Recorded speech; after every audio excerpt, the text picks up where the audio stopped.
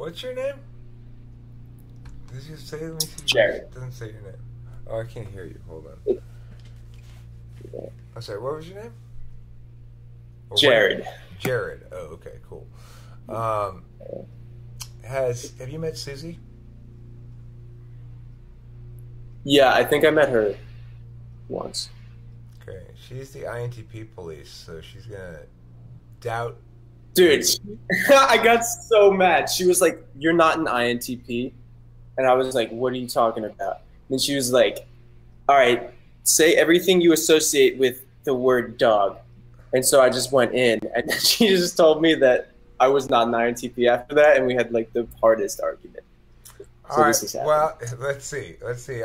I'll give you an equivalent question, and we'll see what you think. Okay. First of all, let me ask you. Actually, let me ask you a totally different kind of questions here, which is sort of self-reporting. Do you make shit? Do you create stuff? Yeah, I make music, and I do film stuff. Okay. Cool. So, And how do you feel about writing in general? If you were tasked with, like, okay, listen, I need a one-act play. It's only got to be 4 pages long, but I need it by this afternoon. And I'm going to pay you $10 million to do it. I don't like writing under pressure, especially creative things. I could do it if I just told myself, all right, I don't actually give a shit about this, and then just kind of like bullshitted whatever. But I normally, my creativeness kind of gets blocked if there's a time crunch, like, because I've had to write a lot of scripts and stuff before with like a hard deadline, and so they'll just, the ideas stop coming if Do you pressure. write dialogue? Say that again? Are you writing, like, so you say scripts, you're writing mostly dialogue in that context? I mean, it would be the entire thing. So dialogue, and then also figuring out the plot and the characters. And But don't you kind of have to tell a story in dialogue mostly? In a script? I've never written one, so I don't really know. But how much narrative? I mean, you can't have that much voiceover narrative stuff, right? well, yeah, but you also describe action and you describe visual components. So you could So those are theoretically instructions have to a the, script. but those are instructions to the filmmaker, right? They're not. It's not narrative. Yeah. Yeah. Okay. Well, it is because images have symbolic meaning. So if a girl's crying on a porch and then a guy comes and puts his hand on her shoulder and then hands her like a toy horse, that all is part of the narrative. Right. Well, absolutely, it is. You're right. I stand corrected on that. But what I'm saying is, it's not narrative writing. It's narrative filmmaking. You know, so you're instructing the filmmaker how to tell a scene that you then don't have to do the narrative writing of it out. And I'm not using this to make any sort of conclusion either here. I'm just trying to get a sense of what kind of writing you do so I can ask questions about it. So, okay, how much attention do you put into differentiating the way characters speak from each other? A lot. Yeah, I noticed patterns of speech immediately. Like, I remember when I was really young, like in kindergarten, I would just listen to how the teachers would speak and just not understand anything they were saying except like how they were talking and like the inflections and that kind of stuff. Okay, I want to. So there's this thing called metered verse. I don't know if you're familiar with it or not. It's an old form of poetry from like the Middle Ages or whatever, where it goes, for example. Here's an example, 4 lines of it. The courteous potato men politely sell potato skins as beards to wear upon the chins of everyone with cash to spend. And the reason that it sounds like that is because it goes unaccented, accented, unaccented, accented, unaccented, accented syllables all the way through. Okay? So what I'm going to ask you is, I'm going to give you an example. I'm going to ask you some multi-syllable words. If you can tell me where the the primary accent in the word is. Okay, so here's an example: refrigerator. The primary accent is Frit. Frit. Okay. All right. So This is like very obvious for you. astronomy. Straw.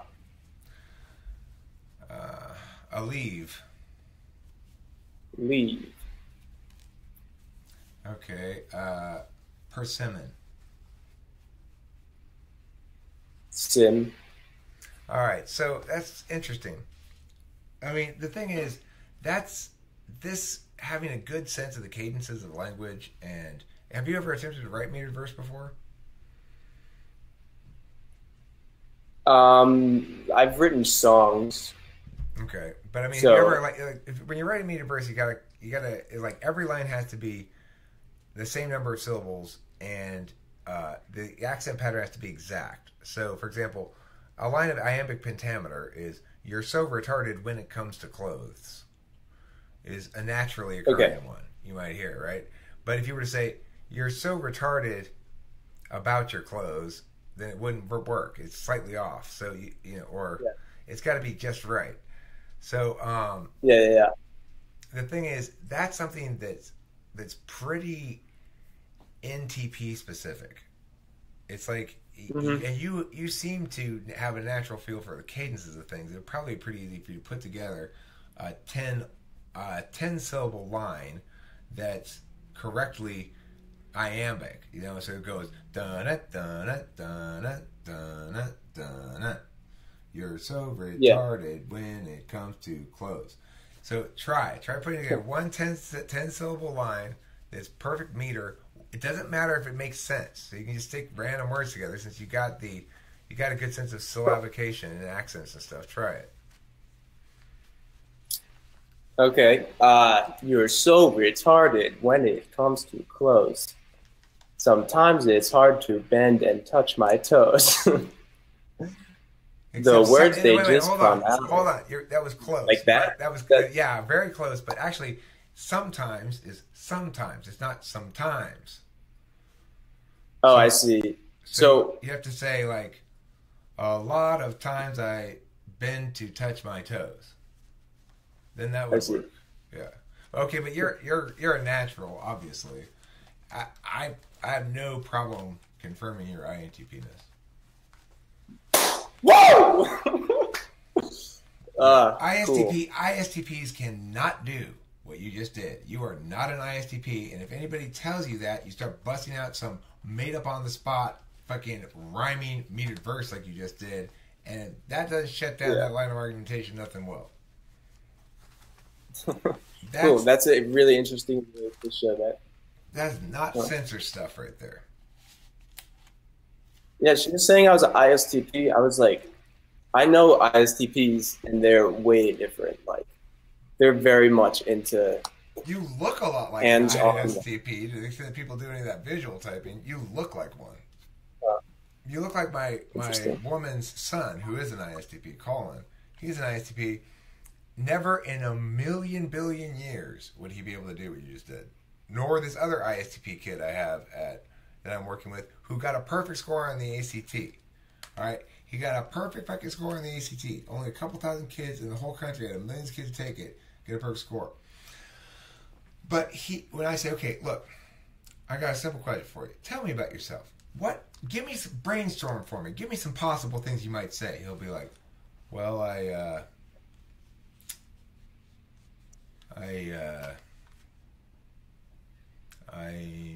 really care a lot about doing well. I'm like, there's nothing.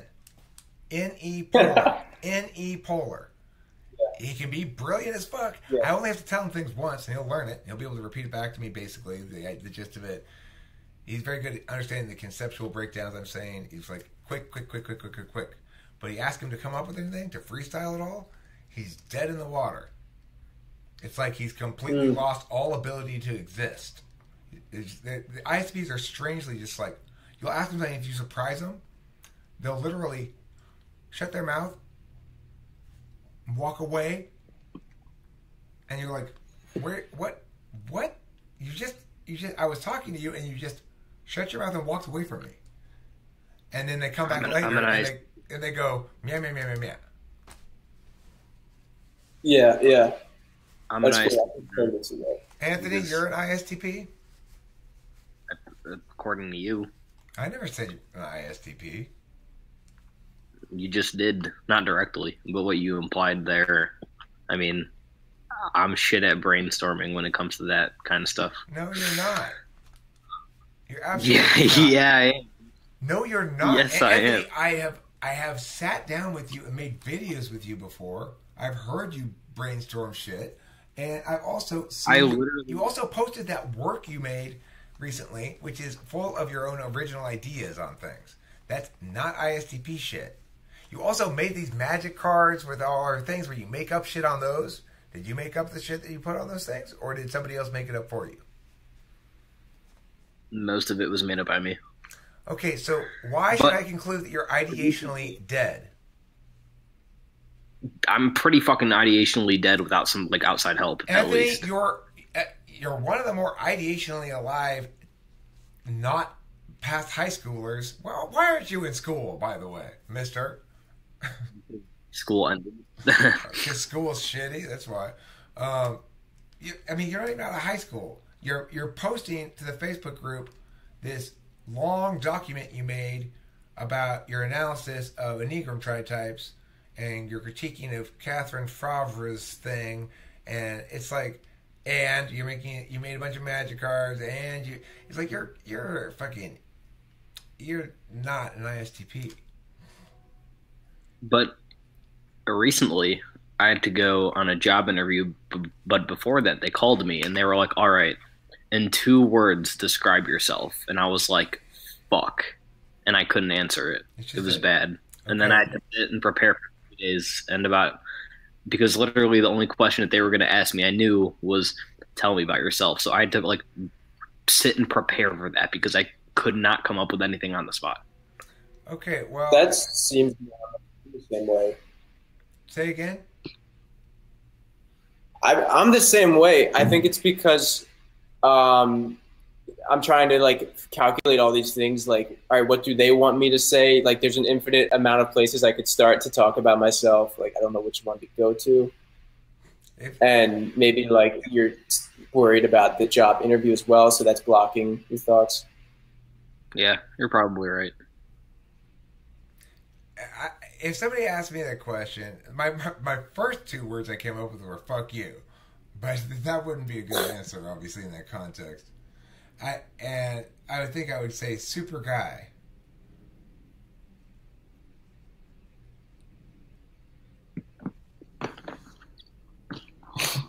Or. So what did you say in the interview? Or best candidate. Best candidate would be a good answer. Or best candidate. Or portending higher. They ended up liking me enough to hire me on the spot, which is cool. Oh, really? So, Anthony, you mean, and did you use all the stuff you prepared, or did you go with something different when they actually talked to you?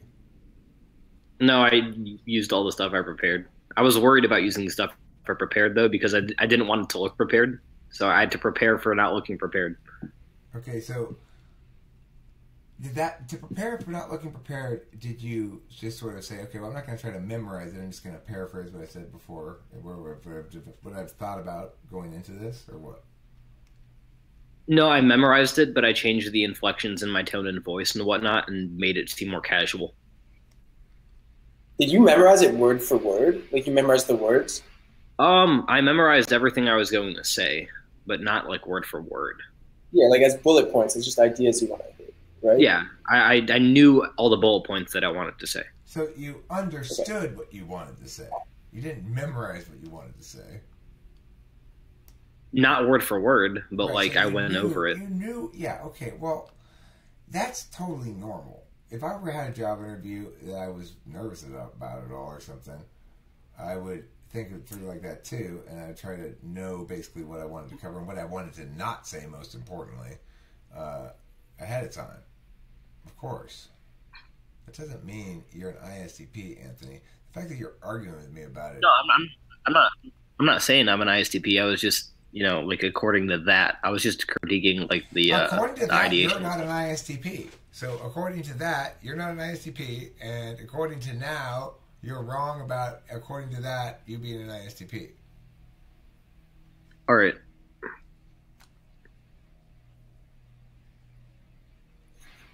Well, another exciting day on Talking with Famous People, in which Eric tells people they're wrong. I get told I'm wrong a lot too, though. So, Well, telling people they're wrong is fun, especially like.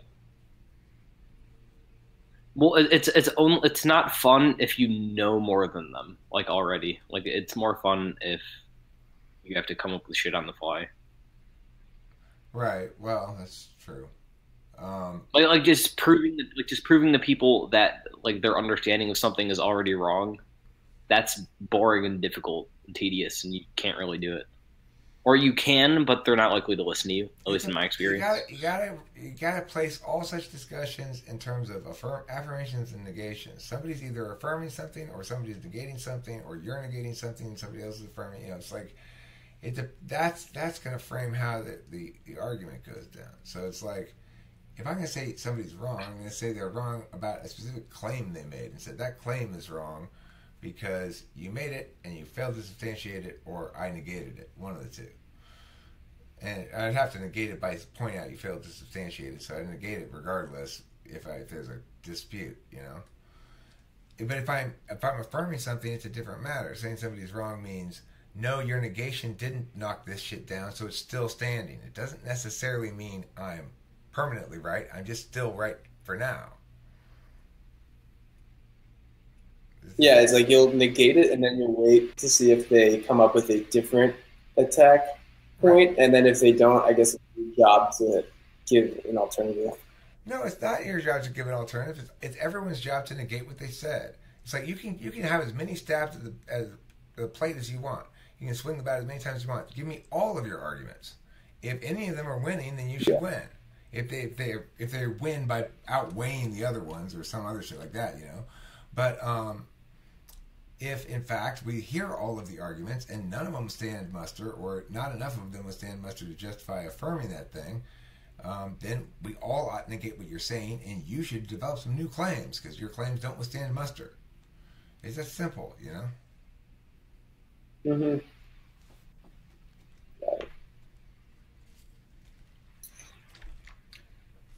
So we have a debate right now. Sure, what do you want to debate about?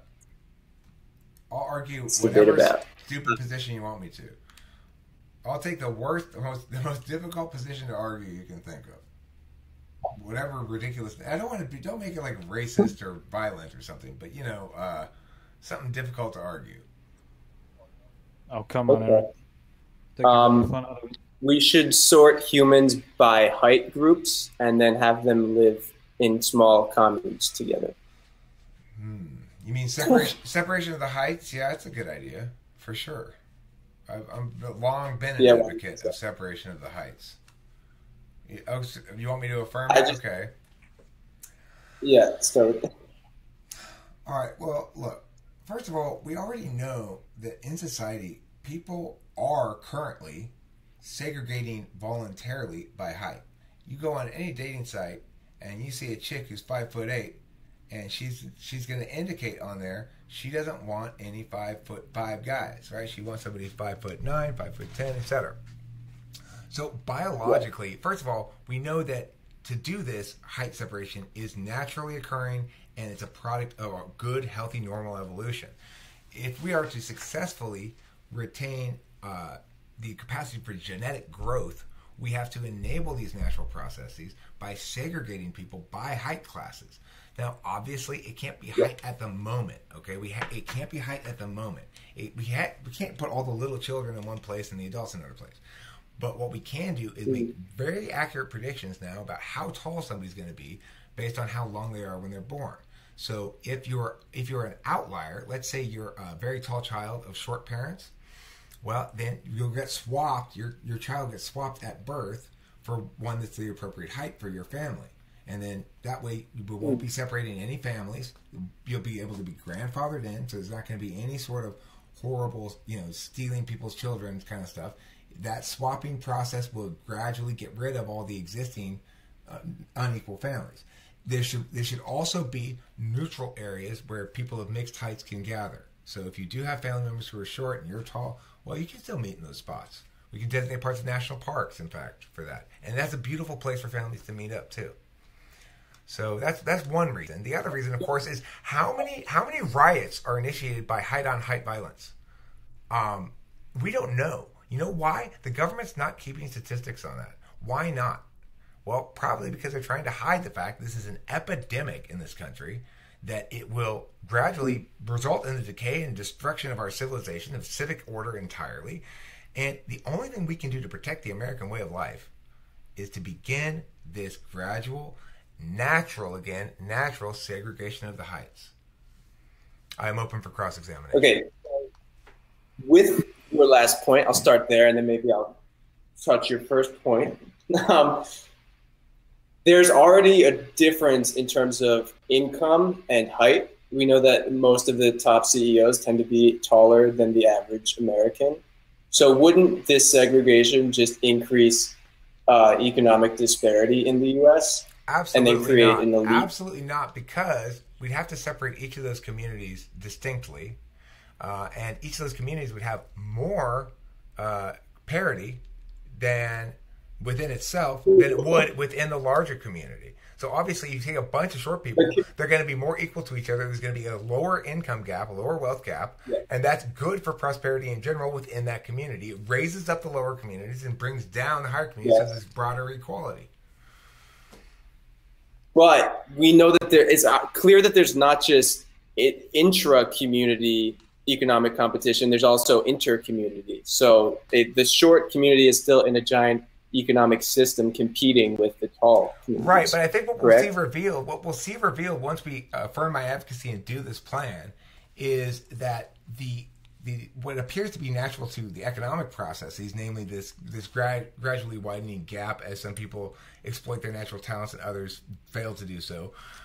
We think currently it's a phenomenon related to economics or something. It's actually a phenomenon related to height differentiation within the community. So the reason that differentiation happens, it's like we build up stress by preventing the natural segregation of the heights over time, and that stress comes out by creating inequities in other areas such as economics. It's a symptom, not the root of the problem.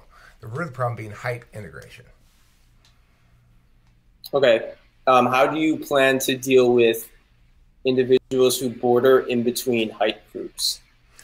Okay, well, those we call those the lucky few, and what happens there is they have a choice. If you're within an inch of the border inch between two things, which is half an inch on either side of the dividing line, then you have a choice. Now, you can't choose both. You can't go to one and then switch back to the other one. Now, the reason you have this choice is because it's acknowledged that you're going to be at a bit of a disadvantage because you're going to be an outlier of height within your own community. It's not going to be nearly as bad as having dramatic outliers like we do now, which causes existential crisis for most individuals that is, it basically destroys their humanity. It's a holocaust of an appalling violation of who they are ontologically. So that experience that everyone's going through right now, which is the status quo, which gives us the inherency for this argument. I mean, this is a massive problem that needs us to act now, obviously. Given all of that, those small differentiations won't be that big of a deal once we have people segregated properly. Even though somebody may be an outlier, somebody may be, it won't be that much of an outlier, so they won't experience that much discrimination, not nearly as much as they do now. Now everybody's an outlier because there's such a wide range.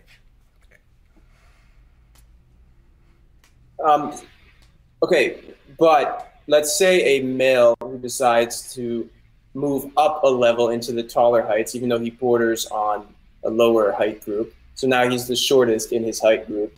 Isn't it going to be hard for him to find a mate because women are naturally on average, attracted to taller men. Okay, correct? well, then the men will probably go to the shorter side. They'll make the shorter choice. The women will probably make the taller choice because they'll want the taller men. You know, so if you're on the border between the 5 foot to 5'4" group and you're a woman, you'll probably, let's say you're 5'4.5", and you can pick either the 5'4", the shorter group, or the taller group. You might pick the taller group knowing you'll be one of the shorter women in the taller group, maximizing the disparity, because there is a natural disparity that should be there naturally between women and men. Women are supposed to be shorter than men, and there's supposed to be a ratio there. So we'll try to match those ratios up, but we can't be perfect. We can only be as close as we can. We will never reach even until we have perfect height segregation. But until then, you know, we can do the best we can. We have a moral obligation to do the best we can. What about locational? I guess, yeah. So like, let's say there's a hot area of New York City, and 2 different height groups want the same area because there's going to be a massive migrational. It's a lottery. It's a lottery for areas. Now, look, the initial segregation is going to be done on a lottery for areas. We don't want it to be unfair at all. So we'll say, you know, like the little people who are midgets or whatever you want to call them. They're not supposed to be called midgets, I know, but whatever you call them. Those people have just as good a chance to get Manhattan as the tall people. You know, you got your 7 foot tall people, you know, 6'7" to 7 foot. Not a lot of chicks in that group. That's one of the problems with that group. But okay, already this isn't making sense because if the midgets get Manhattan, who's going to be putting in the light bulbs, which are all for regular sized people? Well, they need their own. That's why they get ladders. That's why they have ladders. Okay, but finally, finally things will be just. We'll have Wall Street, instead of being filled with these corporate bigwigs, will be filled with midgets, and they'll be the important ones, and the rest of us will be like, oh my God, I wish I were 4 feet tall. That'll be fair then. But then they can dress up in little suits, normal sized kids. Oh well, I mean, obviously they have to be separated out and switched for somebody who's got another midget kid. So let's say the normal people have a midget kid, and the midget people have a normal kid. Well, they got to switch kids when they're born. There's like a 2-week window. Any babies born between this 2 weeks is eligible to be switched, and you don't let the mother get attached to their fake baby until they get their real height matched baby. Actually, this is you're swaying me. I'm not going to lie. I'm not going to lie either. I mean, it's one of the most important social issues of our day. So, because I've always wondered, like, I'll see these short people, I'll see these tall people, and I just feel weird inside. And sometimes I think I'm wrong because I should love everyone regardless. No, of there's nothing wrong with your natural hatred for other heights.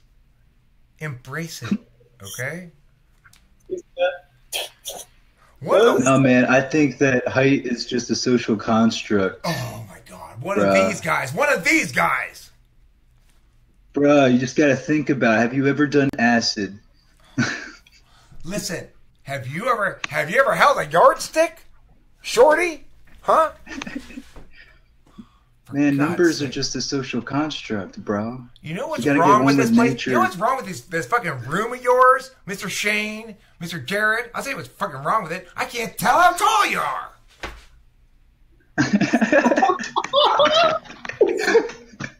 You guys are probably a couple of little fucking 2 foot tall little guys.